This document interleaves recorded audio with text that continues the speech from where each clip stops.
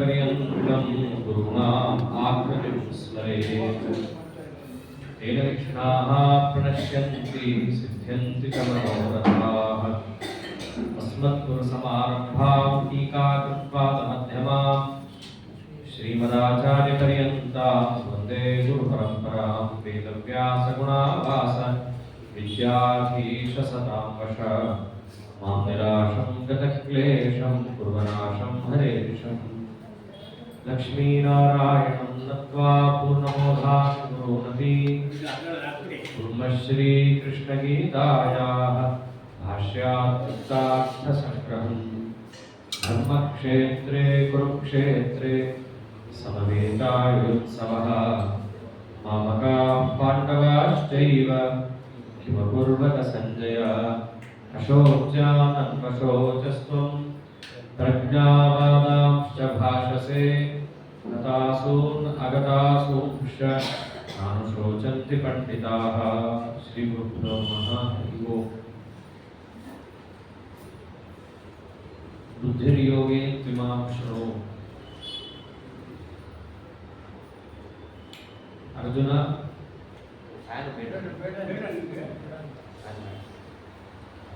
बुद्धिर्योगे त्विमां शृणु ಅಂತ ಹೇಳಿ ಯೋಗೇತು ಮೋಕ್ಷ ಸಾಧನವಾದ ಅಪರೋಕ್ಷ ಜ್ಞಾನಕ್ಕೆ ಕಾರಣವಾದ ಮಾರ್ಗವನ್ನು ಹೇಳುತ್ತೇನೆ ಕೇಳು ಅಂತ ಪ್ರಾರಂಭವನ್ನು ಮಾಡಿ ಪುಂಖಾನುಪುಂಖವಾಗಿ ಕರ್ಮಾನುಷ್ಠಾನ ಕರ್ಮ ಸನ್ಯಾಸ ಇವೆರಡನ್ನು ಒಳಗೊಂಡಂತಹ ಕರ್ಮಯೋಗ ಇದನ್ನ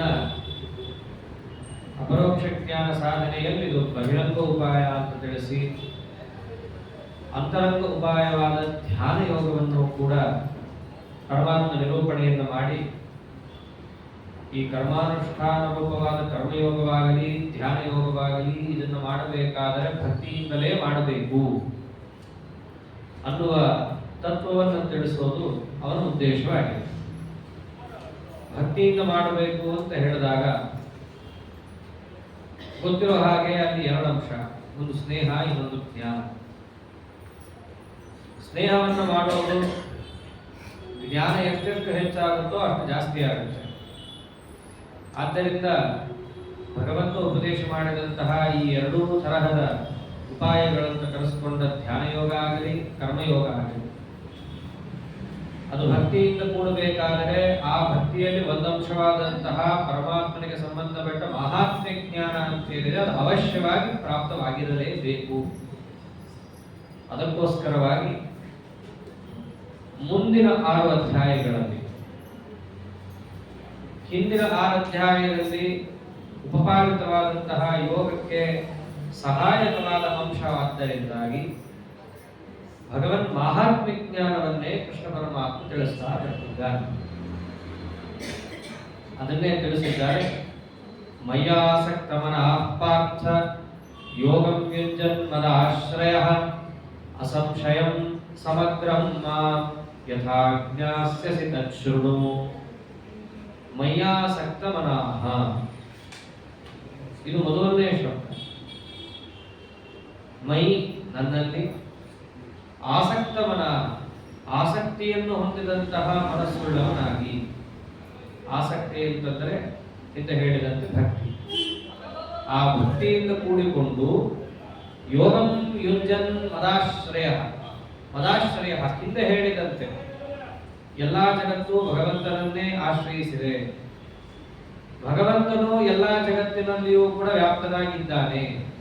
ಈ ಭಾವನೆಯನ್ನು ತಾನು ತಾಳಿ ಯೋಗಂ ಯುಂಜನ್ ಹಿಂದೆ ಹೇಳಿದ ಧ್ಯಾನ ಯೋಗವಾಗಲಿ ಕರ್ಮಯೋಗವಾಗಲಿ ಇದನ್ನು ಮಾಡತಕ್ಕಂಥವನು ಆಗಬೇಕು. ಅದನ್ನು ತಿಳಿಸಿದ್ದಾರೆ. ಭಕ್ತಿವಂತನಾಗಿ ಈ ಯೋಗವನ್ನು ಅವನು ಆಚರಣೆ ಮಾಡಬೇಕು. ಈ ಭಕ್ತಿಯಿಂದ ಬಂದಾಗ ಜ್ಞಾನ ಎಂಬುದು ಅವಶ್ಯಕವಾದ್ದರಿಂದಾಗಿ ಅದನ್ನು ತಿಳ್ಕೋಬೇಕು. ಎಷ್ಟು ತಿಳ್ಕೋಬೇಕು? ಅಸಂಶಯಂ ಸಮಗ್ರಂ ಮಾಂ ಯಥಾ ಜ್ಞಾಸ್ಯಸಿ ತಚ್ಛೃಣು. ಅಸಂಶಯಂ, ನಿನಗೆ ಆ ಭಗವದ್ ವಿಷಯದಲ್ಲಿ ಯಾವ ಸಂಶಯ ಬಾರದಂತೆ.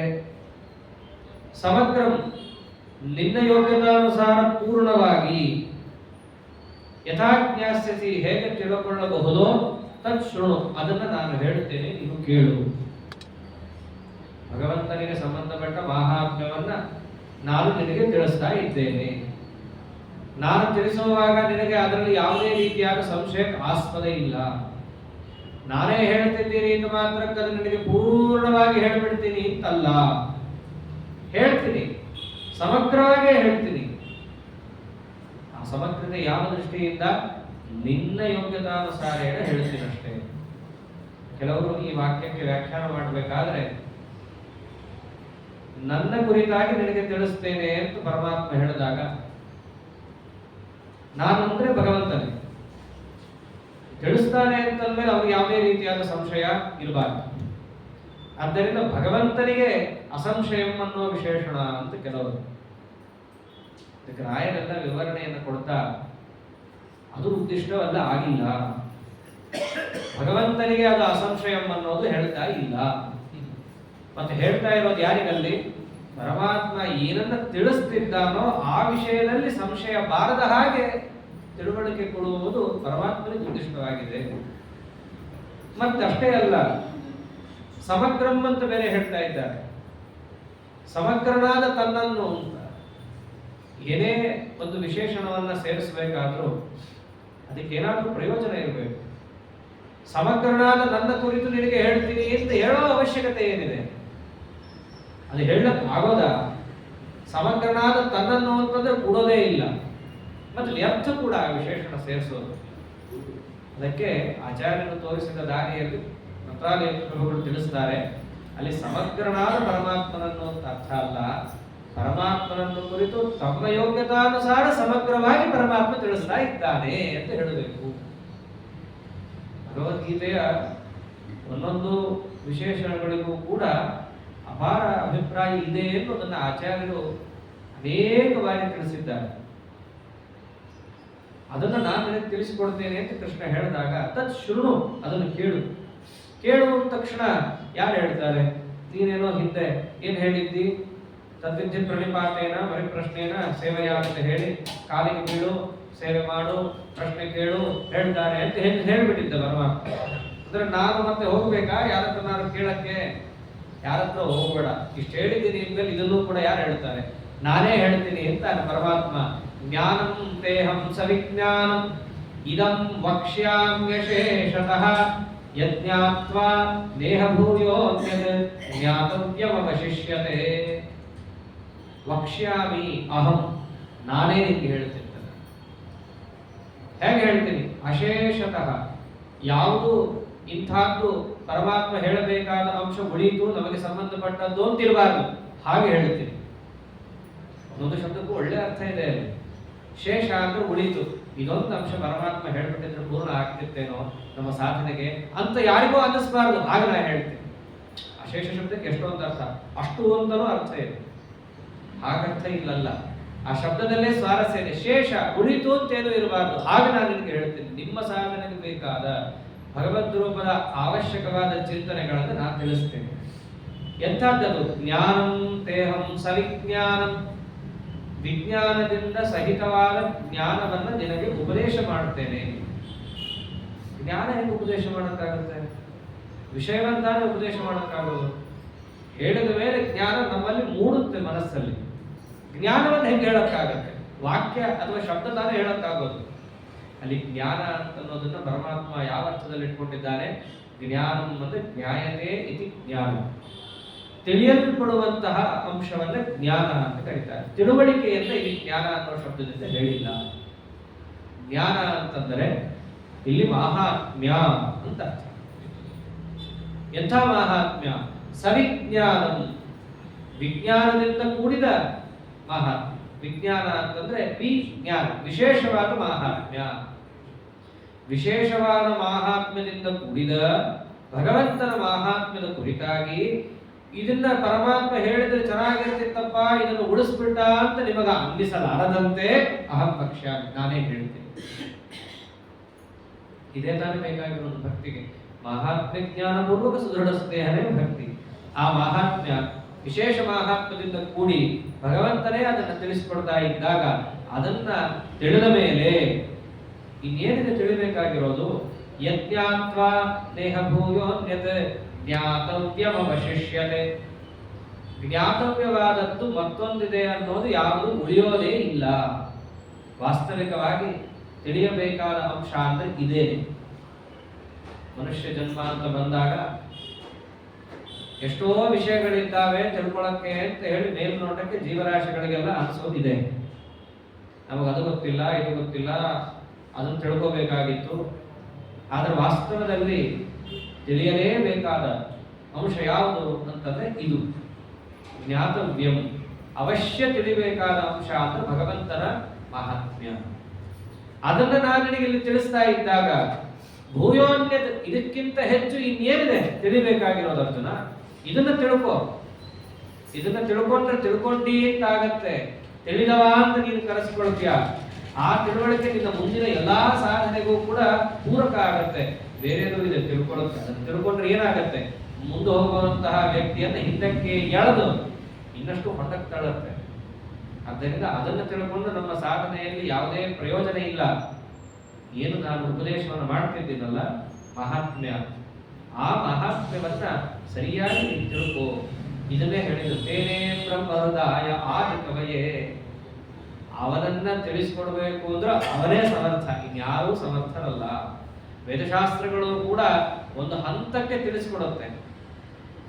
ಇಷ್ಟು ನಾವು ಹೇಳಬಹುದು, ಅವನ ಜ್ಞಾನ ಹೀಗಿದೆ ಅಂತ ಹೇಳಬಹುದು, ಅವನ ಆನಂದ ಪೂರ್ಣವಾಗಿದೆ ಅಂತ ಅನ್ಬೋದು. ಆದರೆ ಅವನ ಜ್ಞಾನ ಎಷ್ಟಿದೆ ಅಂತ ಪ್ರಶ್ನೆ ಬಂದ್ರೆ ನಮ್ಗೆ ಉತ್ತರ ಇಲ್ಲ. ಅವನ ಜ್ಞಾನ ಯಾವ್ಯಾವ್ದ್ರ ಬಗ್ಗೆ ಇದೆ ತಿಳಿಸ್ರಿ ಅಂದ್ರೆ ಅದು ನಮಗೆ ಗೊತ್ತಿಲ್ಲ. ಅದಕ್ಕೆ ಮಹಾಭಾರತಕ್ಕೊಂದು ದೊಡ್ಡ ಮಹತ್ವ ಇರೋದು. ಈಶ್ವರೀಕಾರ್ಥಗಮ್ಯ ಯಾವುದು ಪರಮಾತ್ಮನ ಬುದ್ಧಿಯಲ್ಲಿದೆಯೋ ಅದನ್ನ ತಾನು ಮಹಾಭಾರತದಲ್ಲಿ ಇಟ್ಟಿದ್ದಾನೆ. ವೇದಶಾಸ್ತ್ರಗಳು ಪರಮಾತ್ಮನಿಗೆ ಅಪಾರವಾದ ಅನಂತ ಜ್ಞಾನ ಇದೆ ಅಂತ ಹೇಳ್ಬೋದಷ್ಟೇ. ಜ್ಞಾನ ಯಾವುದ್ರ ಬಗ್ಗೆ ಇದೆ ಅಂತ ವೇದಶಾಸ್ತ್ರಗಳು ಪೂರ್ಣವಾಗಿ ಹೇಳಲಿಕ್ಕೆ ಸಾಧ್ಯ ಇಲ್ಲ. ಪರಮಾತ್ಮ ತನ್ನ ಬುದ್ಧಿಯಲ್ಲಿದ್ದ ಅಂಶವನ್ನು ಎಲ್ಲಿಟ್ಟಿದ್ದಾನೆ? ಈ ಭಗವದ್ಗೀತಾ ಶ್ರೀಮನ್ ಮಹಾಭಾರತದಲ್ಲಿ ಇಟ್ಟಿದ್ದಾನೆ. ಅದಕ್ಕೆ ಆ ಗ್ರಂಥಕ್ಕೆ ಎಷ್ಟು ಮಹತ್ವ. ಯದಿಹಾಸ್ತಿ ತದನ್ಯತ್ರ ಎನ್ನೇ ಹಾಸ್ತಿ ನ ತತ್ ಕ್ವಚಿತ್. ಎಲ್ಲವೂ ಕೂಡ ವೇದಶಾಸ್ತ್ರಗಳಿಂದ ಗಮ್ಯ ಅಂತಂದ್ರೆ ಅದಕ್ಕೂ ಮಿಗಿಲಾದ ಗ್ರಂಥ ಅಂದ್ರೆ ಮಹಾಭಾರತ. ಕಾರಣ ಭಗವಂತನ ಬುದ್ಧಿಯಲ್ಲಿರೋದಿಲ್ಲಿದೆ ಅಂತ. ವೇದಶಾಸ್ತ್ರಗಳಲ್ಲಿ ಹೇಳಿದ್ದಷ್ಟು ಇದೆ, ಜೊತೆಗೆ ದೇವರ ಬುದ್ಧಿಯಲ್ಲಿರೋದಿದೆ. ಅವನೇ ಸ್ವಯಂ ಬಂದು ತನ್ನ ಬುದ್ಧಿಸ್ತವಾದ ಭಗವಂತನ ಮಹಾತ್ಮ ಬೇರೆಯವರಿಗೆ ಪೂರ್ಣ ಮಟ್ಟದಲ್ಲಿ ತಿಳಿಯಲಿಕ್ಕೆ ಸಾಧ್ಯವಾಗದ ಅಂಶವನ್ನ ತಾನೇ ಇಲ್ಲಿ ತಿಳಿಸಿಕೊಡುತ್ತಿದ್ದಾಗ ಇದಕ್ಕಿಂತ ಮತ್ತೊಂದು ಹೆಚ್ಚು ಅನ್ನೋದು ಏನಿರ್ಲಿಕ್ಕೆ ಸಾಧ್ಯ ಜಗತ್ತಲ್ಲಿ? ಯಜ್ಞಾತ್ವಾ ನೇಹ ಭೂಯೋನ್ಯತ ಜ್ಞಾತವ್ಯವಶಿಷ್ಯತೆ. ಇಷ್ಟೇ ಅಲ್ಲ, ನಾನೇನು ತಿಳಿಸ್ತಿದ್ದೀನಲ್ಲ ಅರ್ಜುನ, ಇದೇನೋ ಬಹಳ ಸುಲಭವಾಗಿ ಪ್ರಾಪ್ತವಾಗುತ್ತೆ ಅಂತಿಲ್ಲ. ಮನುಷ್ಯಾಣಾಂ ಸಹಸ್ರೇಷು ಕಶ್ಚಿತ್ ಯತತಿ ಸಿದ್ಧಯೇ ಯತತಾಮಪಿ ಸಿದ್ಧಾನಾಂ ಕಶ್ಚಿನ್ ಮಾಂ ವೇತ್ತಿ ತತ್ವತಃ. ಮನುಷ್ಯಾಣಾಂ ಸಹಸ್ರೇಷು, ಮನುಷ್ಯ ಜನ್ಮ ಬರೋದೇ ಕಷ್ಟ. ಅಂತಹ ಮನುಷ್ಯ ಜನ್ಮ ಬಂದಾಗ ಅಂತಹ ಮನುಷ್ಯರನ್ನು ಯಾರೋ ಸಾವಿರದಲ್ಲಿ ಒಬ್ಬ ನನಗೆ ಜ್ಞಾನ ಬೇಕು ಅಂತ ಪ್ರಯತ್ನ ಪಡ್ತಾರೆ. ಪ್ರಯತ್ನ ಪಟ್ಟವರಿಗೆಲ್ಲ ಸಿಗುತ್ತೆ ಅಂತಿಲ್ಲ. ಆ ಪ್ರಯತ್ನ ಪಟ್ಟವರಲ್ಲೂ ಕೂಡ ಎಷ್ಟೋ ಕೆಲವರಲ್ಲಿ ಸಾವಿರದಲ್ಲಿ ಒಬ್ಬನಿಗೆ ಜ್ಞಾನ ಸಿಗುತ್ತೆ. ಸಿಕ್ಕ ಮೇಲೂ ಕೂಡ ಯತತಾಮಪಿ ಸಿದ್ಧಂ, ಪ್ರಯತ್ನ ಪಟ್ಟ ಸಾವಿರದಲ್ಲಿ ಯಾರೋ ಒಬ್ಬನಿಗೆ ಅದಾಗತ್ತೆ. ಅಂತಹ ಸಿದ್ಧರಾದಂತಹ ವ್ಯಕ್ತಿಗಳಲ್ಲೂ ಕಶ್ಚಿನ್ ಮಾಂ ವೇತ್ತಿ ತತ್ವತಃ, ನನ್ನನ್ನು ಹೇಗೆ ತಿಳಿಬೇಕೋ ಹಾಗೆ ಅವನು ತಿಳ್ಕೊತಾನೆ. ತುಂಬಾ ಇದೆ ಹಂತ ಹಂತ. ಇಲ್ಲಿ ಪ್ರಯತ್ನ ಪಡೋದೇ ಕಷ್ಟ. ಪ್ರಯತ್ನ ಪಟ್ಟು ಜ್ಞಾನ ಸಂಪಾದನೆ ಮಾಡೋದು ಇನ್ನೂ ಕಷ್ಟ. ಜ್ಞಾನ ಸಂಪಾದನೆ ಮಾಡಿದ ಮೇಲೆ ಅದು ಭಗವಂತನಿಗೆ ಮುಟ್ಟಿ ಅವನ ಅಪರೋಕ್ಷ ಆಗೋದು ಇನ್ನೂ ಕಷ್ಟ ಇದೆ. ಆದ್ದರಿಂದ ಅಂತಹ ಭಗವತ್ ಮಹಾತ್ಮ್ಯ ಜ್ಞಾನವನ್ನ ನಾನು ನಿನಗೆ ಉಪದೇಶವನ್ನು ಮಾಡ್ತಾ ಇದ್ದೀನಿ. ಯಾವ ಜ್ಞಾನವನ್ನು ಪಡಿಬೇಕಂದ್ರೆ ಸಹಸ್ರ ಜನ್ಮಗಳ ಸಾಧನೆ ಅವಶ್ಯಕವೋ ಅದು ನಿನಗೆ ನನ್ನ ಕಾರುಣ್ಯದಿಂದಾಗಿ ಸುಲಭವಾಗಿ ಪ್ರಾಪ್ತವಾಗ್ತಾ ಇದೆ. ಆದ್ದರಿಂದ ಏನೋ ಸುಲಭವಾಗಿ ಸಿಗ್ತಾ ಇದೆ ಅಂತ ಹೇಳಿ ಅದರಲ್ಲಿ ತಾತ್ಸಾರ ಮಾಡಬೇಡ ಅಂತ ಹೇಳಿ ಆ ಪರಮಾತ್ಮ ಕೊಡತಕ್ಕ ಜ್ಞಾನವನ್ನು ಪರಮಾತ್ಮನೇ ಪ್ರಶಂಸೆಯನ್ನು ಮಾಡ್ತಾನೆ. ಇಲ್ಲಿ ಕೊಡ್ತಾ ಇರುವಂತಹದ್ದು ಎರಡು ಅಂಶ. ಒಂದು ಮಹಾತ್ಮ್ಯ ಜ್ಞಾನ, ಅರ್ಥಾತ್ ಸಾಮಾನ್ಯವಾದ ಎಲ್ಲರೂ ಕೂಡ ತಿಳಿಯಲೇಬೇಕಾದ ಜ್ಞಾತವ್ಯವಾದ ಮಹಾತ್ಮೆ ಜ್ಞಾನ ಒಂದಾದರೆ, ಇನ್ನೊಂದು ವಿಶೇಷವಾದ ಮಹಾತ್ಮೆ, ಸಾಮಾನ್ಯ ಮಹಾತ್ಮ್ಯ ವಿಶೇಷ ಮಹಾತ್ಮ್ಯ ಎರಡು. ಅದರಲ್ಲಿ ಸಾಮಾನ್ಯ ಮಹಾತ್ಮ್ಯವನ್ನು ಮೊದಲಿಗೆ ತಿಳಿಸುತ್ತಾರೆ. ಅದು ಹೇಗಿದೆ? ಭೂಮಿರಾಪೋ ನಲೋ ವಾಯು ಖಮ್ಮನೋ ಬುದ್ಧಿರೇವ ಚ ಅಹಂಕಾರ ಇತಿ ಎಂಬೆ ಭಿನ್ನ ಪ್ರಕೃತಿರಷ್ಟಧಾ. ಪರಮಾತ್ಮನ ಮಹಾತ್ಮ್ಯ ಅಂತಂದ್ರೆ ಎಲ್ಲವೂ ಅವನಧೀನ. ಎಲ್ಲವೂ ಏನೇನು ಜಗತ್ತಲ್ಲಿದ್ದಾವೋ ಪದಾರ್ಥಗಳು ಅದೆಲ್ಲವೂ ಅವನಧೀನ. ಇದು ದೊಡ್ಡ ಮಹಾತ್ಮ್ಯ. ಲೋಕದಲ್ಲೇ ಇರಲ್ವಾ 60-40 ಸೆಂಟ್ ಬೆಂಗಳೂರಲ್ಲಿ ತಗೊಂಡಿದ್ದೀರಿ ಅನ್ನೋದೇ ದೊಡ್ಡ ಮಹಾಮಹಿಮ ಸಂಪನ್ನರಾಗಿರ್ತಾರೆ ಈ ಕಾಲದಲ್ಲಿ. ಅದು ಗೋಷ್ಪಾದ ಬಿಟ್ಟೋಗೋ ಭೂಮಿ. ಅದಕ್ಕೇನೆ ಇವನು ನಾನೇನೋ ದೊಡ್ಡ ಸಾಧನೆ ಮಾಡಿಬಿಟ್ಟಿದ್ದೀನಿ ಅಂತ ಹೇಳಿ ಕೆಲವರು ಇರ್ತಾರೆ. ಆದ್ರೆ ಪರಮಾತ್ಮ ಯಾವುದಕ್ಕೂ ಒಡೆಯ? ಸಮಸ್ತ ಪ್ರಕೃತ್ಯಾದಿ ತತ್ವಗಳಿಗೂ ಕೂಡ ಅವನೇ ಒಡೆಯ. ಈ ಮಹಾತ್ಮ್ಯವನ್ನ ನಾವು ತಿಳಿದಿರಬೇಕು. ಅದನ್ನು ತಿಳಿಸ್ತಾನೆ. ಅಷ್ಟಧಾ ಪ್ರಕೃತಿ. ಮೊದಲನೇದಾಗಿ ಪ್ರಕೃತಿ 8 ಥರ ಇದೆ, ಅಥವಾ 8 ವಿಧವಾಗಿದೆ. ಅದೇ ಪ್ರಕೃತಿ 8 ವಿಧ ಅಂತಂದ್ರೆ ಇಲ್ಲಿ ಹೇಳ್ತಾ ಇರೋದು ಯಾವ್ದು? ಭೂಮಿ ಪ್ರಸಿದ್ಧ, ಆಪಹ ಅಂದ್ರೆ ನೀರು, ಅನಲ ಅಂತಂದ್ರೆ ಅಗ್ನಿ, ವಾಯು ಅಂತಂದ್ರೆ ಗಾಳಿ, ಖಮ್ ಅಂದ್ರೆ ಆಕಾಶ, ಅರ್ಥಾತ್ ಪಂಚಭೂತಗಳು. ಅನಂತರ ಮನಃ, ಬುದ್ಧಿ, ಅಹಂಕಾರ. ಮನಸ್ತತ್ವ, ಬುದ್ಧಿ ತತ್ವ ಮತ್ತೆ ಅಹಂಕಾರ ತತ್ವ. ಒಟ್ಟು ಹೀಗೆ ಉತ್ತಿಷ್ಟವಾದ 8 ಅಂಶಗಳನ್ನು ಸೇರಿಕೊಂಡು ಪ್ರಕೃತಿ 8 ವಿಧವಾಗಿದೆ. ಅದು ಮಹತ್ತತ್ವ ಬರಲೇ ಇಲ್ಲವಲ್ಲ ಇಲ್ಲಿ. ಮೊದಲು ಬಂದಿದೆ ಮಹತ್ತತ್ವ ಅಲ್ಲ ಅಂತಂದ್ರೆ ಅದಕ್ಕೆ ಆಚಾರ್ಯರಂತಾರೆ ಅಲ್ಲಿ ಚಕಾರ ಇದೆ, ಬುದ್ಧಿರೇ ವಚ್ಚ ಅಂತ ಇದೆ. ಆ ಚಕಾರದಿಂದ ಯಾವ್ದು ತಗೋಬೇಕು? ಮಹತ್ತತ್ವವನ್ನು ತಗೋಬೇಕು. ಅಲ್ಲ, ಮಹತ್ತತ್ವವನ್ನೇನೋ ಚಕಾರದಿಂದ ತಗೊಂಡ್ರೆ ಆಗ 9 ಆಗೋಯ್ತಲ್ಲ, 8 ಹೆಂಗಾಯ್ತು? ಭಿನ್ನ ಪ್ರಕೃತಿ ಅಷ್ಟಧಾ ಅಂತ ಹೇಳಿದ್ದಾನೆ. ಮಹತ್ತತ್ವ ಸೇರಿದ್ರೆ 9 ಆಗೋಗುತ್ತಲ್ಲ, 8 ಹೇಗೆ? ಅದಕ್ಕೆ ಆಚಾರ್ಯರೇ ನಿರ್ಣಯ ಕೊಡ್ಲಿಕ್ಕೆ ಸಮರ್ಥರಲ್ಲ. ನೋಡ್ರಿ, ಹೇಳಿರುವಂತಹ ಶಬ್ದಗಳನ್ನಿಟ್ಟುಕೊಂಡು ಪರಮಾತ್ಮ 8 ಅಂತ ಆಡಿದ್ದಾನೆ. ಅಲ್ಲಿ ಹೇಳಿರೋ ಶಬ್ದಗಳು ಎಷ್ಟು? 8. ಆ ಹೇಳಿರೋ ಶಬ್ದಗಳ ದೃಷ್ಟಿಯಿಂದ ಅಷ್ಟಧಾ ಅಂತ ಹೇಳಿರೋದು. ಆದರೆ 9 ಯಾವುದು? ಮಹತ್ತತ್ವವನ್ನು ಸೇರಿಸಿಕೊಂಡಾಗ ಅದು 9 ಆಗತ್ತೆ. ಅದು ಪರಮಾತ್ಮನಿಗೆ ಸಮ್ಮತವೇ. ಉದ್ದಿಷ್ಟವಾದದ್ದು 8 ಅಂತ ಇಟ್ಕೊಂಡು 8 ಅಂತ ಶಬ್ದ ಆಡಿದ್ದಾನೆ ಅಷ್ಟೇ ಅವನು. ಇವೆಲ್ಲ ಸುಮ್ಮನೆ ಭಗವದ್ಗೀತೆ ಮೇಲ್ನೋಟಕ್ಕೆ ಭಗವದ್ಗೀತೆ ಸರಳ ಕನ್ನಡದಲ್ಲಿ ಅಂತಂದ್ರೆ ಸರಳ ತಪ್ಪರ್ಥ ಆಗ್ತಾ ಹೋಗುತ್ತವೆ. ಆದ್ದರಿಂದ ಆಚಾರ್ಯರ ಒಂದು ಅನುಗ್ರಹ ಇಲ್ಲಿ ಎಷ್ಟು ನಮಗೆ ಆಗಿದೆ, ಎಷ್ಟು ಮಾಡಿದ್ದಾರೆ, ನಮ್ಮ ಮೇಲೆ ಎಷ್ಟು ಕಾರಣ ತೋರಿಸಿದ್ದಾರೆ ಅನ್ನೋದೆಲ್ಲ ಗೊತ್ತಾಗುತ್ತಿಲ್ಲ. ಬಹಳ ಕಷ್ಟ. ಹೀಗೆಲ್ಲ ಪ್ರಶ್ನೆಗಳು ಬಂದ್ಬಿಟ್ರೆ ಮಹತ್ತತ್ವ ಬಿಟ್ಟು ಹೋಯ್ತಲ್ಲ ಅಂತನ್ನೋದಕ್ಕೆಲ್ಲ ಉತ್ತರ ಯಾರು ಕೊಡಬೇಕು? ಅವ್ರು ಬಂದಿದ್ದಕ್ಕೆ ನಮಗೇನಾದ್ರು. ಅದಕ್ಕೆ ಗೀತಾ ತಾತ್ಪರ್ಯ ಭಾಷ್ಯಾಭ್ಯಾಮ್ ಆಭ್ಯಾಮ್ ವಿಶ್ವಪ್ರಕಾಶಕಂ ಗೋಗಣೈರಪ್ರತೀಕಾರೈರ ಅರ್ಕೇಂದುಭ್ಯಾಮ್ ವಿವಾದಿಕಂ. ಹಗಲು ರಾತ್ರಿ ಸೂರ್ಯ ಚಂದ್ರನು ಬಂದಾಗ, ಹಗಲು ಸೂರ್ಯ ರಾತ್ರಿ ಚಂದ್ರ ಬಂದು ಜಗತ್ತಿಗೆ ಕತ್ತಲೆಯೇ ಬಾರದಂತೆ ಕಾಪಾಡಿದವು ಅಂತಿದೆ. ಹಾಗೆ 2 ಗ್ರಂಥ ಬರ್ಕೊಟ್ರು ಆಚಾರ್ಯ, ಗೀತಾ ಭಾಷ್ಯ, ಗೀತಾ ತಾತ್ಪರ್ಯ. ಭಗವದ್ಗೀತೆಯ ಬಗ್ಗೆ ಯಾವ ಕತ್ತಲೆಯೂ ನಿಮಗೆ ಬರಬಾರದು. ಕತ್ತಲೆ ಅಂದ್ರೆ ಅಜ್ಞಾನ. ಹಾಗೆ ಮಾಡಿಕೊಟ್ಟಿದ್ದಾರೆ ಅವರು ನಮಗೆ. ಈ ಪ್ರಸಂಗದಲ್ಲೇ ಅವೆಲ್ಲ ನಿರ್ಣಯಗಳು ಬೇಕಾಗತ್ತೆ. ಅದಕ್ಕೆ ಅವ್ರು ಬರ್ಕೊಟ್ರು. ನೋಡ್ರಿ, 8 ಅಂತ ಹೇಳಿದ್ದು ಶಬ್ದತಃ ಅಲ್ಲಿ 8 ಶಬ್ದ ಇದೆ. 9 ಅಂತ ಹೇಳಿದ್ದು ವಾಸ್ತವದಲ್ಲಿ. ಆದ್ದರಿಂದ ದೇವರು ಹೇಳಿದ್ದು ಸರಿಯಾಗಿದೆ, ಮಹತ್ತತ್ವವನ್ನು ಸೇರಿಸಿಕೊಳ್ಬೇಕಾಗಿರುವುದು ಸರಿಯಾಗಿದೆ. ಹಾಗೆ ಈ ಪ್ರಕೃತಿ ಮಹತ್ತತ್ವವನ್ನು ಸೇರಿ ಏನು 9 ವಿಧವಾಗಿದೆ, ಅಥವಾ ನಾಮ್ನ 8 ಅಂತ ಏನು ಉದ್ದಿಷ್ಟವಾಗಿದೆ. ಇಂತಹ ಪ್ರಕೃತಿಯು ಮೇ, ಇದು ಮೇ ಅಂದ್ರೆ ನನ್ನ ಅಧೀನವಾಗಿದೆ. ಇಂತಹ ಅಷ್ಟವಿಧವಾದ ಪ್ರಕೃತಿಯು ಭಗವದ್ ಅಧೀನ ಅಂತ ತಿಳಿಯೋದಿದೆಯಲ್ಲ, ಇದು ದೊಡ್ಡ ಪರಮಾತ್ಮನ ಮಹಾತ್ಮ್ಯ. ಇಲ್ಲಿ ಹೇಳಿದ ಪ್ರಕೃತಿ ಯಾವುದು ಹಾಗಿದ್ರೆ? ಇಲ್ಲಿ ಪ್ರಕೃತಿ ಅಂತಂದ್ರೆ ಜಡ ಪ್ರಕೃತಿಯನ್ನು ತಗೊಂಡಿದ್ದಾರೆ. ಸತ್ವರದ ಸ್ತಮೋ ಗುಣಾತ್ಮಕವಾದ ಪ್ರಕೃತಿ ತತ್ವ ಅಂತ ಏನಿದೆ, ಆ ಪ್ರಕೃತಿ ತತ್ವ 8 ವಿಭಾಗವಾಗಿ ಏನು ಲೋಕದಲ್ಲಿ ಇದೆಯಲ್ಲ, ಅದೆಲ್ಲವೂ ಯಾರ ಅಧೀನ?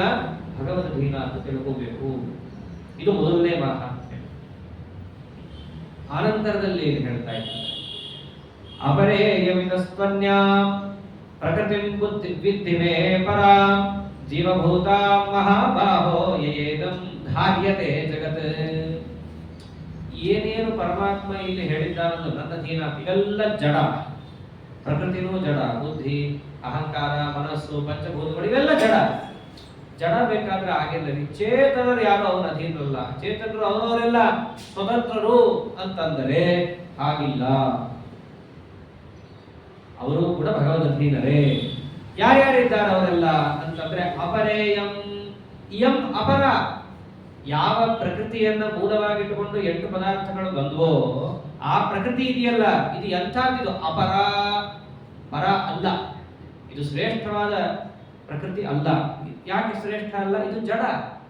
ಜಡ ಹೆಚ್ಚೋ ಚೇತನದ ಹೆಚ್ಚೋ ಅಂತ ಬಂದಾಗ ಚೇತನದೇ ಹೆಚ್ಚು. ಆದ್ದರಿಂದ ನಾವು ಹಿಂದೆ ತಿಳಿಸಿದ ಪ್ರಕೃತಿ ಅನ್ನೋದು ಅಪರ, ಇದು ಪರ ಅಲ್ಲ. ಇದು ಮತ್ತೆ ಇದೊಂದೇ ಪ್ರಕೃತಿ ಅಲ್ವಾ ನಮಗೆ ಗೊತ್ತಿರೋದು ಅಂತಂದ್ರೆ ಇಲ್ಲ, ಇದಕ್ಕಿಂತ ಮಿಗಿಲಾದ ಮತ್ತೊಂದು ಪ್ರಕೃತಿ ಇದೆ. ಇದಸ್ತ್ವನ್ಯ, ಈ ಜಡ ಪ್ರಕೃತಿಯಿಂದ ವಿಲಕ್ಷಣವಾದ ಮತ್ತೊಂದು ಪ್ರಕೃತಿ ಇದೆ. ಅದ್ಯಾವುದು? ಪ್ರಕೃತಿ ವಿಧಿ ಮೇ ಪರ. ಆ ಪ್ರಕೃತಿ ಇದೆಯಲ್ಲ ಅದು ಶ್ರೇಷ್ಠ. ಅದು ಎಂಥದ್ದು? ಚೇತನ ಪ್ರಕೃತಿ. ಹಿಂದೆ ಬಂದಿದ್ದು ಅಚೇತನ ಪ್ರಕೃತಿ. ಆದರೆ ಇನ್ನೊಂದು ಪ್ರಕೃತಿ ಇದೆ, ಚಿತ್ ಪ್ರಕೃತಿ. ಅವಳೇ ಮಹಾಲಕ್ಷ್ಮೀ ದೇವಿ. ಅವಳಿದ್ದಾಳೆ. ಅವಳನ್ನ ಎಂಥ ಪ್ರಕೃತಿ ಅಂತ ಕರಿತೀವಿ? ಪರ, ಶ್ರೇಷ್ಠಳು. ಮತ್ತೆ ಜೀವರೂಪಳು ಅಂದ್ರೆ ಚೇತನ ರೂಪಳು, ಬೇರೆ ಜೀವರಂತೆ ಅಲ್ಲ ಅವಳು. ಅಂತಹ ಪ್ರಕೃತಿ ಅಂತ ಒಬ್ಬಳಿದ್ದಾಳೆ. ಅವಳು ಕೂಡ ಮೇ, ನನ್ನ ಅಧೀನನೇ. ಜಡವಾದ ಪ್ರಕೃತಿ ಅಲ್ಲಿಂದ ಬಂದ ಪದಾರ್ಥಗಳಷ್ಟೇ ಅಲ್ಲ, ಚಿತ್ ಪ್ರಕೃತಿಯೂ ಕೂಡ ನನ್ನ ಅಧೀನನೇ. ಅವಳೆಂಥವಳು? ಜೀವಭೂತ. ಆ ಮಹಾಲಕ್ಷ್ಮೀ ದೇವಿಯ ವೈಭವವನ್ನು ಪರಮಾತ್ಮನೇ ಹೇಳ್ತಾರಲ್ಲಿ. ಜೀವಭೂತ, ಜೀವ ಪ್ರಾಣಧಾರಣೆ ಅಂತ. ಜೀವ ಅಂತಂದ್ರೆ ಎಲ್ಲಾ ಜೀವರಾಶಿಗಳಲ್ಲೂ ಇದ್ದು ಅವರ ಪ್ರಾಣವನ್ನ ಧಾರಣೆಯನ್ನ ಮಾಡುತ್ತಾ ಭೂತಾಂ ಸದಾ ಇದ್ದಾಳೆ ಎಲ್ಲರೊಳಗೂ ಕೂಡ. ಹಾಗೆ ಪರಮಾತ್ಮ ಪ್ರತಿಯೊಬ್ಬ ಜೀವರಾಶಿಯಲ್ಲೂ ಇದ್ದಾನೋ ಅವನೊಬ್ಬನೇ ಎಲ್ಲಿರ್ತಾನೆ? ಅವನು ಯಾವಾಗಲೂ ಕೂಡ ಲಕ್ಷ್ಮೀ ಸಮೇತನಾಗೇ ಇರು. ಪ್ರತಿಯೊಬ್ಬರಲ್ಲೂ ಕೂಡ ಅವಳು ಕೂಡ ಹೇಗಿದ್ದಾಳೆ? ಜೀವಭೂತಾಂ, ಎಲ್ಲಾ ಜೀವರ ಪ್ರಾಣವನ್ನ ಧಾರಣೆಯನ್ನು ಮಾಡ್ತಾ ಭೂತಾಂ ಸದಾ ತತ್ರ ಭವತಿ, ಯಾವಾಗಲೂ ಅಲ್ಲೇ ಇದ್ದಾಳವಳು.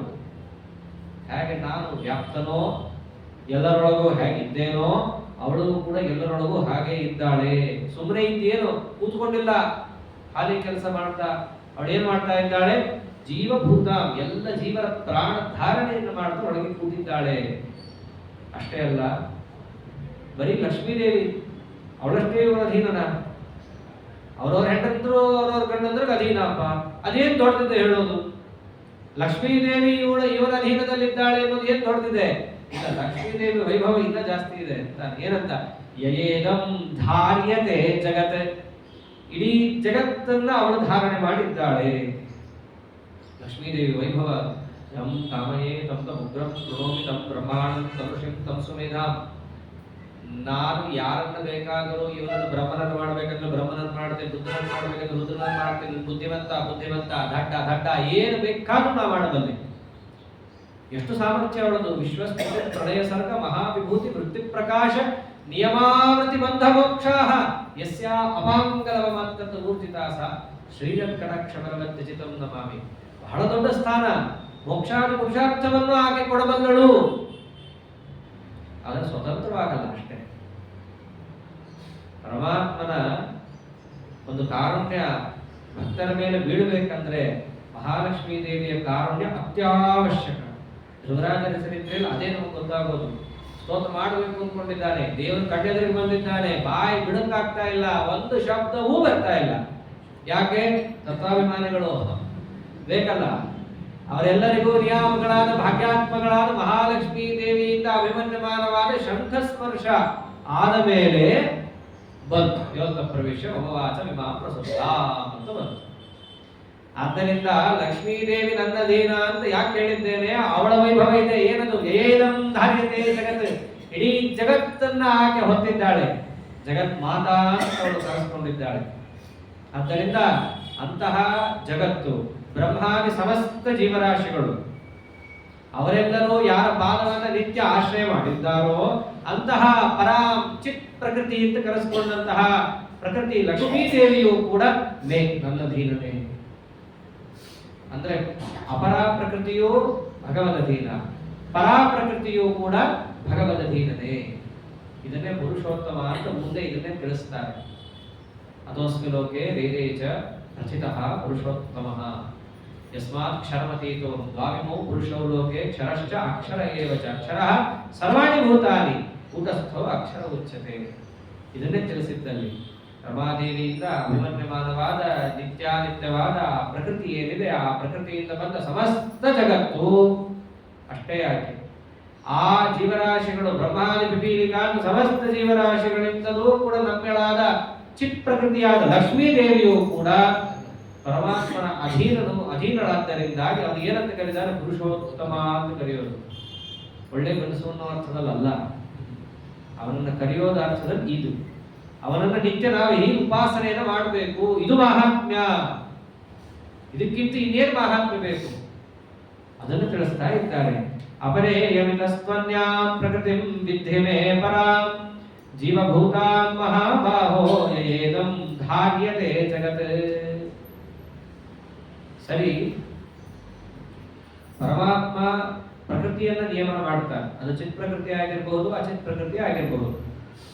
ಜೀವರಾಶಿಗಳನ್ನು ಅವನೇನೋ ನಿಯಂತ್ರಣ ಮಾಡ್ತಾನೆ ಅನ್ನೋದು ನಮಗೆ ಡೈರೆಕ್ಟ್ ಆಗಿ ಗೊತ್ತಾಗ್ಲಿಲ್ಲ. ಹಿಂದೇನು ಹೇಳ್ದ? ಏದಂ ಧಾರ್ಯತೆ ಜಗತ್. ಲಕ್ಷ್ಮೀದೇವಿ ಇಡೀ ಜಗತ್ತನ್ನ ಧಾರಣೆ ಮಾಡ್ತಾಳೆ. ಅಂತಹ ಲಕ್ಷ್ಮೀದೇವಿ ಭಗವದಧೀನ ಅಂತಾಯ್ತು.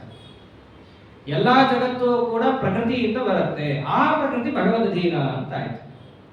ಅಂದ್ರೆ ಏನಾಯ್ತು? ದೇವರು ಎರಡನ್ನು ಮಾತ್ರ ಕಂಟ್ರೋಲ್ ಮಾಡೋದು. ಒಂದು ಲಕ್ಷ್ಮೀದೇವಿ, ಇನ್ನೊಂದು ಜಡ ಪ್ರಕೃತಿ. ಇನ್ನು ಉಳಿದಿದ್ದೆಲ್ಲವನ್ನು ಯಾರು ಕಂಟ್ರೋಲ್ ಮಾಡೋದು? ಲಕ್ಷ್ಮೀದೇವಿ ಮಾಡ್ತಾಳೆ. ನೀವೇ ಹೇಳಿದ್ದೀರಲ್ಲ ಏದಂ ಧಾರ್ಯತೆ ಜಗತ್ತಂತ. ಎಲ್ಲಾ ಜಗತ್ತು ಪ್ರಕೃತಿಯಿಂದ ಬರಬೇಕು, ಅದು ಪ್ರಕೃತಿಗೆ ಅಧೀನ.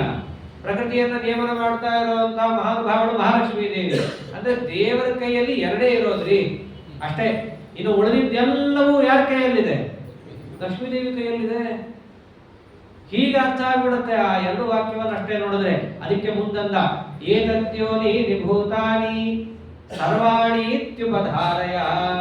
ಯಾವ ಪ್ರಕೃತಿ ತತ್ವ ನನ್ನಧೀನ ಅಂತ ಹೇಳಿದ್ನೋ ಅದೇ ಪ್ರಕೃತಿಯನ್ನು ಬಳಸ್ಕೊಂಡೇ ತಾನೇ ಎಲ್ಲ ಜಗತ್ತು ಆಗೋದು. ಯಾವ್ದು ಎಲ್ಲ ಜಗತ್ತು ಅಂದ್ರೆ ನಾವು ಕಣ್ಣಿಂದ ನೋಡುವ ಸಮಸ್ತ ಪದಾರ್ಥವೂ ಕೂಡ ಆ ಪ್ರಕೃತಿಯಿಂದ ಬಂದದ್ದು. ಆದ್ದರಿಂದ ಏತದ್ ಯೋನೀನಿ ಸರ್ವಾಣಿ, ಪ್ರಕೃತಿ ನನ್ನ ಅಧೀನ ಅಂತಂದ್ರೆ ಇಡೀ ಜಗತ್ತು ಪ್ರಕೃತಿಯಿಂದಲೇ ಬಂದಿರೋದ್ರಿಂದ ಸರ್ವಾಣಿ ಅವೆಲ್ಲವೂ ಕೂಡ ಯಾರ ಅಧೀನ? ನನ್ನ ಅಧೀನನೇ. ಹಾಗೆ ತಿಳ್ಕೋ, ಆ 8 ಅಂಶಗಳು ಮಾತ್ರ ಭಗವದ್ ಅಧೀನ, ಅದರಿಂದ ಬಂದ ಪದಾರ್ಥಗಳು ದೇವರ ಅಧೀನ ಅಲ್ಲ. ಹೀಗೂ ತಿಳ್ಕೋಬಾರದು. ಮೂಲ ಧಾತುಗಳು, ಎಲಿಮೆಂಟ್ಸ್ ಅಂತ ಏನು ಕರಿತೀವಿ, ಅದು ದೇವರದಷ್ಟೇ. ಅದರಿಂದ ಬಂದ ಪದಾರ್ಥ ಸುವರ್ಣ ಅಂತ 10 ಗ್ರಾಮ್ ಏನೋ ಬರುತ್ತೆ, ಗಟ್ಟಿ ಚಿನ್ನ, ಅದು ಇವನ ಅಧೀನ. ಅದಾದ್ಮೇಲೆ ಅದರಿಂದ ಏನೇನೋ ನಾನಾ ವಿಧವಾದ ಆಕಾರವನ್ನು ತಗೊಂಡು ಆಭರಣಗಳೆಲ್ಲ ಆಗುತ್ತೆ, ಅದು ಇವನ ಅಧೀನ ಅಲ್ಲ ಅಂತ ಆಗುತ್ತಾ? ಅದು ಇವನ ಅಧೀನ ಆದ್ರೆ ಅದರಿಂದ ವಿಕಾರಗೊಂಡ ಸಮಸ್ತ ಜಗತ್ತು ಕೂಡ ಯಾರ ಅಧೀನ ಆಗುತ್ತೆ? ಇವನ ಅಧೀನನೇ ಆಗೋದು. ಸಮಸ್ತ ಜಗತ್ತಿಗೆ ನಿಯಾಮಕಳಾದ ಮಹಾಲಕ್ಷ್ಮೀ ದೇವಿಗೂ ನಿಯಾಮಕ ಅಂತ ಹೇಳಿದ್ರಿಂದಲೇ ಏನ್ ಸಿದ್ಧ ಆಯಿತು? ಇಡೀ ಜಗತ್ತು ಅವನ ಅಧೀನ ಅಂತಲೇ ಸಿದ್ಧ ಆಯಿತು. ಅದಕ್ಕೆ ಅಂತ ನಾನು ಬರೀ ಪ್ರಕೃತಿಯನ್ನಷ್ಟೇ ಸೃಷ್ಟಿ ಮಾಡಿ ಅಥವಾ ಅವಳಿಗೇನೋ ಚೇಷ್ಟೆಯನ್ನು ಮಾಡಿ ಬಿಡ್ಬಿಡ್ತೀನಿ, ಮುಂದಿನೆಲ್ಲ ಅವಳೇ ಮಾಡಿಕೊಂಡು ಹೋಗ್ಬಿಡ್ತಾಳೆ ಅನ್ನೋದು ಇಲ್ಲ. ಅಹಂ ಕೃಷ್ಣಸ್ಯ ಜಗತಃ ಪ್ರಭವಃ ಪ್ರಳಯಸ್ತಥಾ. ಈಗ ಒಳ್ಳೆ ಮಾತಾಡ್ತಾನೆ ಪರಮಾತ್ಮ. ನಾನು ಇಡೀ ಜಗತ್ತಿನ ಉತ್ಪತ್ತಿ ಸ್ಥಿತಿ ಸಂಹಾರವನ್ನು ಮಾಡ್ತೀನಿ ಅಂತ ಹೇಳ್ತಾ ಇಲ್ಲ. ಇಡೀ ಜಗತ್ತಿನ ಪ್ರಭವ ನಾನೇ, ಇಡೀ ಜಗತ್ತಿನ ಸಂಹಾರ ನಾನೇ ಅಂತ ಇದ್ದಾನೆ. ಸಂಹಾರ ಮಾಡೋನು ಅಂತ ಇಲ್ಲ ದೇವರಲ್ಲಿ, ಅದು ಸ್ವಾರಸ್ಯ. ಜಗತ್ತಿನ ಉತ್ಪತ್ತಿನೂ ನಾನೇ, ಲಯವೂ ನಾನೇ ಅಂತ ಇದ್ದಾನೆ. ಯಾಕೆ ಹೇಳ್ತಾ ಇದ್ದಾನೆ ಆ ರೀತಿಯಾಗಿ? ಅದರ ಅರ್ಥ ಯದ್ಯಪಿ ಲಯಕರ್ತ, ಸೃಷ್ಟಿಕರ್ತ, ಸ್ಥಿತಿಕರ್ತ ನಾನೇ ಅನ್ನೋದೇ ಆಗಿದ್ದರೂ ಈಗ ಹೇಳೋದ್ರ ಉದ್ದೇಶ ಏನು? ಆ ಉತ್ಪತ್ತಿಯನ್ನು ಕೂಡ ಸ್ವತಂತ್ರವಾಗಿ ಮಾಡಬಲ್ಲ ವ್ಯಕ್ತಿ ನಾನು. ಆ ಉತ್ಪತ್ತಿನೇ ನಾನು ಅಂತ ಹೇಳ್ತಾರೆ. ಈಗ ಲೋಕದಲ್ಲಿ ರಾಜಾರಾಷ್ಟ್ರಂ ಅಂತಂತಾರೆ. ಇವನು ಈ ರಾಜ್ಯ ಮತ್ತು ಈ ವ್ಯಕ್ತಿ, ಈ ರಾಜ ಎರಡೂ ಒಂದೇ ಅಂತಾರೆ. ರಾಜನೇ ರಾಷ್ಟ್ರ. ವೇದಗಳಲ್ಲೆಲ್ಲ ಈ ರೀತಿ ಮಾತು ಬರುತ್ತೆ. ಅವನೇ ಇವನು ಅಂದ್ರೆ ಏನರ್ಥ? ಅವನ ಸಂಪೂರ್ಣವಾಗಿ ಅಧೀನಕ್ಕೊಳಪಟ್ಟಂತಹ ಪ್ರಾಂತ್ಯ ಅಂತ. ಹಾಗೆ ಉತ್ಪತ್ತಿಯೇ ನಾನು ಅಂತ ಪರಮಾತ್ಮ ಅಂದ್ರೆ ಏನರ್ಥ? ಈ ಜಗತ್ತಿನ ಅಷ್ಟೂ ಉತ್ಪತ್ತಿ ಅದೇನೇ ಆಗಿರ್ಬೋದು, ಅದು ಪ್ರಕೃತಿಯಿಂದ ಬರಲಿ, ಮಹತ್ವದಿಂದ ಬರಲಿ, ಅಹಂಕಾರದಿಂದ ಬರಲಿ, ಅದು ಏನೇ ರೀತಿಯಾದ ಉತ್ಪತ್ತಿಗಳಿದ್ದರೂ ಕೂಡ ಅದು ಯಾರ ಅಧೀನ? ನನ್ನ ಅಧೀನ. ಆದ್ದರಿಂದ ಅಹಂ ಕೃಷ್ಣಸ್ಯ ಜಗತಃ, ಯಾವುದೋ ಒಂದು ಭಾಗ ಮಾತ್ರ ಪರಮಾತ್ಮ ಸೃಷ್ಟಿ ಮಾಡುತ್ತಾನೆ, ಅರ್ಥಾತ್ ಪ್ರಕೃತಿ ತತ್ವವನ್ನು ಮಾತ್ರ ಚೇಷ್ಟೀಕರಿಸಿ ಅವಳ ಮುಂದೆ ಏನಾದ್ರು ಮಾಡ್ಕೊಂಡು ಹೋಗ್ಲಿ ಅಂತ ಬಿಟ್ಬಿಡ್ತಾನೆ ಅಂತಂದ್ರೆ ಇಲ್ಲ. ಕೃಷ್ಣಸ್ಯ ಅಷ್ಟೂ ಜಗತ್ತಿಗೂ ಕೂಡ ನಾನೇ ಸ್ವತಂತ್ರವಾಗಿ ಉತ್ಪತ್ತಿ ಸ್ಥಿತಿ ಸಂಹಾರಾದಿಗಳನ್ನು ಕೊಡುವವನು. ಈ ಜ್ಞಾನ ಬಹಳ ಅವಶ್ಯಕ. ಇಡೀ ಜಗತ್ತು ಭಗವದಧೀನ. ಜಗತ್ತಿನಲ್ಲಿರುವ ಸಮಸ್ತ ರಮಾಬ್ರಹ್ಮಾದಿ ಜೀವರಾಶಿಗಳು ಕೂಡ ಅವನಧೀನ.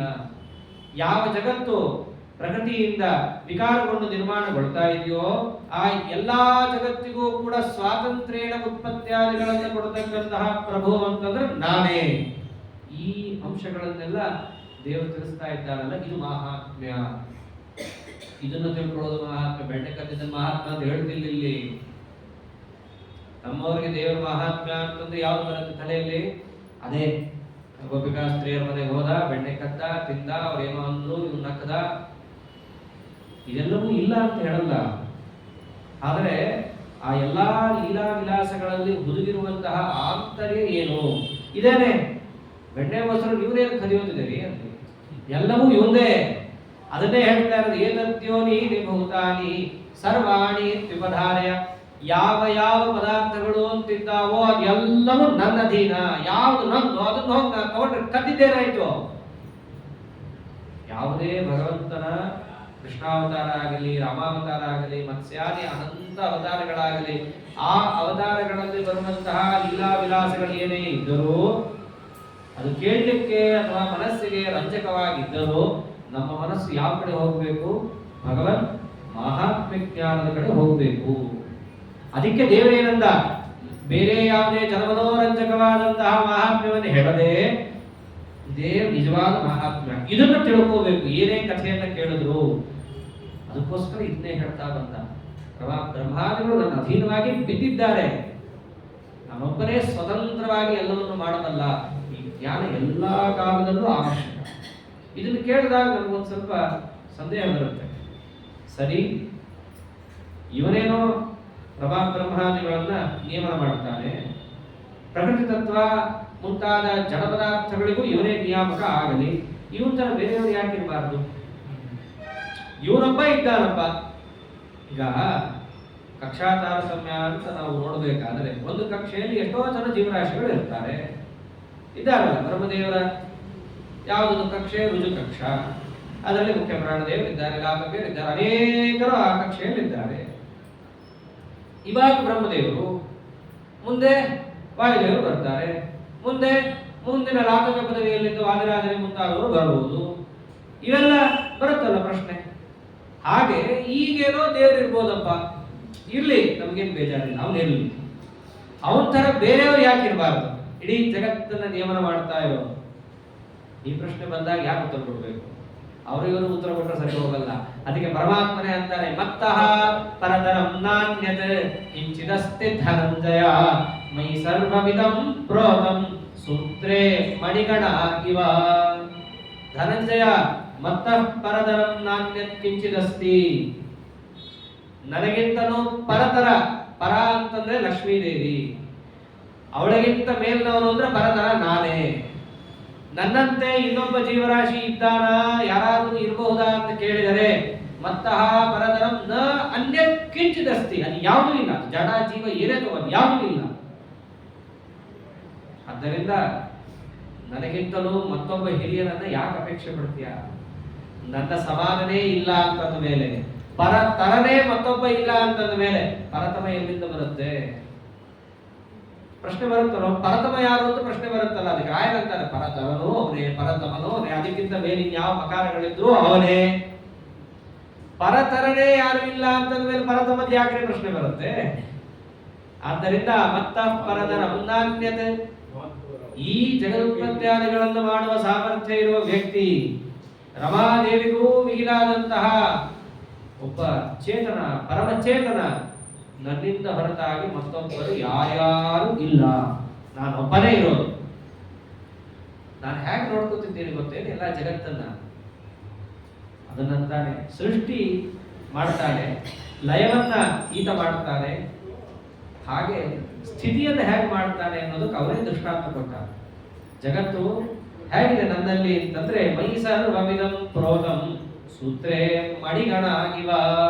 ಹೇಗೆ ಒಂದು ಸೂತ್ರದಲ್ಲಿ ದಾರದಲ್ಲಿ ಎಲ್ಲಾ ಮಣಿಗಳು ಪೋಣಿಸಲ್ಪಡುತ್ತೋ, ನೋಡೋಂಗೆ ಬರೀ ಮಣಿಗಳೇ ಕಾಣಿಸ್ತಾ ಇರುತ್ತೆ, ಸೂತ್ರ ಕಾಣಿಸ್ತಾ ಇರಲ್ಲ. ಹಾಗೆ ಇಡೀ ಜಗತ್ತೊಳಗೆ ನಾನೇ ಇದ್ದೀನಿ, ಅದನ್ನೇ ಎತ್ಕೊಂಡಿದ್ದೀನಿ, ಅದರ ಸ್ಥಿತಿಗೆ ನಾನೇ ಕಾರಣನಾಗಿದ್ದೀನಿ. ಆದ್ರೆ ಯಾರಿಗೂ ಕೂಡ ನನ್ನ ಬಗ್ಗೆ ಗೊತ್ತಾಗ್ತಾ ಇಲ್ಲ. ಏನು ಒಳ್ಳೆ ದೃಷ್ಟಾಂತ ಕೊಡ್ತಾರೆ. ಜಗತ್ತಲ್ಲಿರೋನು ನಾನೇ, ಧಾರಣೆ ಮಾಡ್ತಿರೋನು ನಾನೇ, ಅದರ ಸ್ಥಿತಿಯನ್ನು ಮಾಡ್ತಿರೋನು ನಾನೇ.